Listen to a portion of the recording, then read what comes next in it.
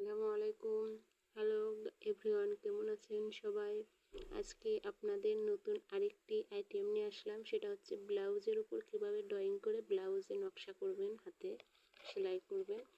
তো আমি খুব শর্টকাটে দেখাবো কাজটা, যেহেতু ব্লাউজ ছোট্ট একটা জিনিস।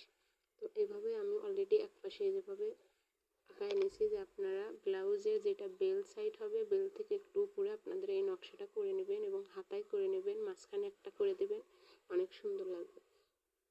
তো যেহেতু উনি আমাকে এটা দেওয়ার কথাই বলছে, এই নকশাটা দেখছে আমাকে, তো এটাই দিতে বলছে, আমি এটাই দেব। তো আমি অলরেডি এখানে অনেকগুলো, আমি এভাবে একটা কাগজ কেটে এভাবে একটা প্যাটার্ন করে নেবেন, করে এভাবে বসাইলে সবগুলো আপনার এক মাপের হবে। এভাবে যখন আপনারা একটা কাগজ কাটবেন, তখন অবশ্যই আপনারা এভাবে মেপে 2 ইঞ্চি করে নেবেন। এভাবে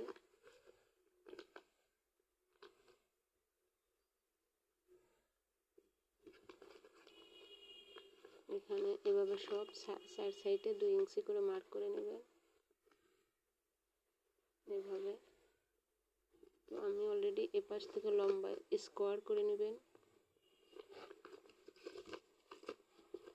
এই যে এভাবে যে কোনো একটা কাগজ 2 ভাঁজ করে নিয়ে সাইড পাশে করে স্কোয়ার করে নিয়ে এভাবে আপনারা মার্ক করে নেবেন। আমি এভাবে প্যাটার্ন কাটা শেখাচ্ছি, যেভাবে কাটবেন। এভাবে একটা নিমকি কাটিংয়ের মতো করে কেটে নেবেন, তো আপনারা সুন্দরভাবে একটা কাটিং হয়ে যাবে। তো আমি এভাবে একটা প্যাটার্ন কেটে নিছি। তো এভাবে করে তারপর ছোটো আর একটা প্যাটার্ন এভাবে থেকে বের হবে, তো এভাবে করে নেবেন। তো আমি এভাবে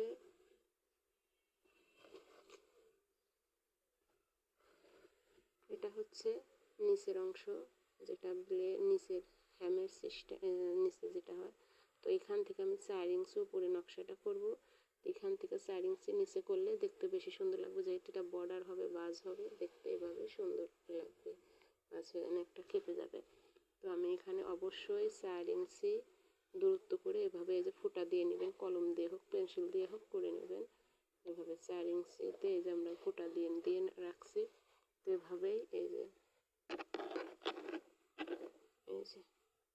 4 ইঞ্চি বরাবর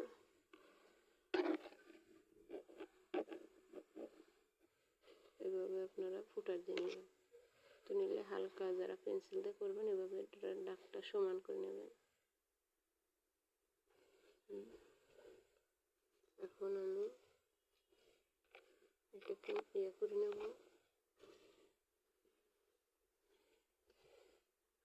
এখান থেকে এখানে 1 ইঞ্চি পরিমাণ দূরত্ব রাখবেন। প্রত্যেকটা নকশা করার জন্য 1 ইঞ্চি পরিমাণ দূরত্ব করলে পারে আপনাদের প্রত্যেকটা নকশায় এক মাপ হবে, এক মাপ হলে দেখতে ভালো লাগবে। তো আমি এখান থেকে এখানে 1 ইঞ্চি যারা মেপে নেবেন, মেপে নিলে আরও বেশি সুবিধা হবে। আমার অলরেডি আইডিয়া আছে, করে নিয়েছি। তো এভাবে আমি একটা প্যাটার্ন এভাবে মার্কের একবারে সমান সমান ধরবেন, একটা ফুল এভাবে নিচে নেমে যাবে, তারপরে সমস্যা নেই, কিন্তু আপনার প্যাটার্নটা ঠিক থাকবে। এভাবে মার্কের সমান সমান করে নেবেন। তো এভাবে এখানে ফোঁটা দেবেন।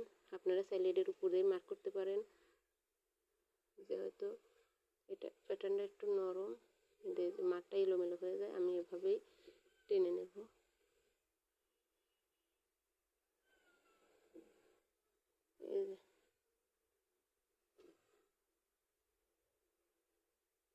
এভাবে তারপর আর একটা প্যাটার্ন এখানে মাঝখানে করে নেবেন ভিতরে। সেলাইয়ের ক্ষেত্রে অবশ্য সব ঠিক হয়ে যায় অনেক সময়। এই যে এভাবে ছোট্ট আর একটা ফোঁটা দিয়ে নেবেন।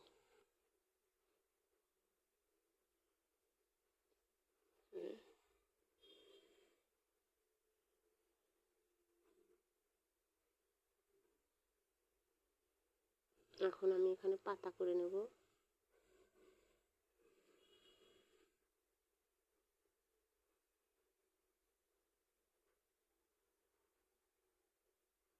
নকশাটা যখন পুরো কেউ যদি জামার উপরে করতে চায়, কামিজের উপরে করতে পারবেন, দেখতে অনেক সুন্দর লাগে। এর আগেও আমি কামিজে করছি, অনেক গর্জিয়াস হয়। তো অলরেডি আমার কমপ্লিট করা হয়েছে। এখন আমি এখানে মাঝখানে একটা, এই ফুলটা পিছনের সাইড হবে, আপনারা চাইলে আপনার পছন্দ মতোই নকশাটা, যে সব জায়গা দিলে ভালো লাগবে না, যেহেতু এটা নিচের সাইডে দিলে ভালো লাগবে। আর আপনার পিঠের মাঝখানে যেটা হবে ব্যাক সাইডে, তো এইভাবে আপনারা একটা মাঝামাঝিতে একটা ফুল করে দেব। আপনারা মেপে নিতে পারেন, আমি অলরেডি আমার আইডিয়া আছে, আমি মাঝামাঝি করে নিচ্ছি।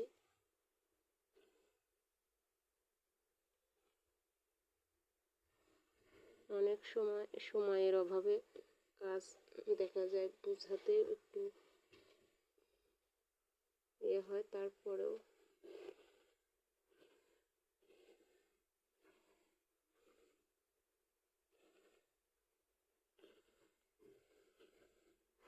যতটুকু সম্ভব আপনাদের আমি সুন্দর করে একটু নকশা দেখানোর চেষ্টা করব। ইনশাল্লাহ আপনারা অবশ্যই আমার কাজগুলো ভালো লাগলে অবশ্যই আমাকে সাপোর্ট করবেন, আর আমাকে কমেন্টে জানিয়ে দেবেন যদি না বুঝতে পারেন। আমি অবশ্যই বোঝানোর চেষ্টা করব। আপনাদের যাদের কাজ করার আগ্রহ আছে তারা অবশ্যই শিখবেন।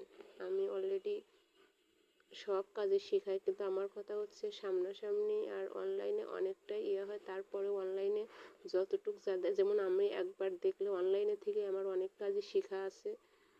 আমি অনলাইন থেকে যাদের একটু মানে আগ্রহ বেশি তারা খুব সহজেই বুঝে নিতে পারে, আর যারা নতুন তাদের একটু সামনাসামনি দেখলে বুঝতে সুবিধা হয়। তারপরেও অনেকের যাদের মেধা ভালো তারা খুব তাড়াতাড়ি বুঝতে পারে। তো এইভাবে করলাম। এখন আমি হাতায় ওইভাবে করব, এভাবে হাতার নিচ দিয়েও করে নেব, দেখতে সামনের সাইডেও করব। হাতা যেহেতু, হাতায় অবশ্যই আমি একটু নিচে রাখবো 3 ইঞ্চি।